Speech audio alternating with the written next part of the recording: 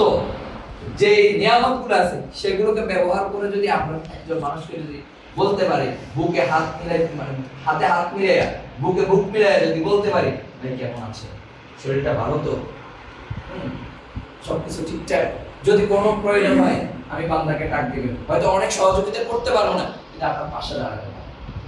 এই আশ্বস্তটা করা যাবে কিনা ইনশাআল্লাহ, মুশরিকদের সাথে এই মুআমালাত মুআশারাতটা করা যাবে কিনা ইনশাআল্লাহ, সবার পাশে এভাবে থাকা যাবে কিনা।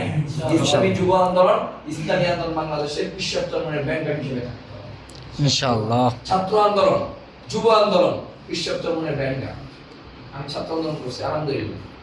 এই ছাত্র আন্দোলনের জায়গাতে এখনো বলি এটা আমাদের শুরু, এটা আমাদের ক্যান্টনমেন্ট, এখান থেকে আমাদের সবকিছু নিয়ন্ত্রণ হয়।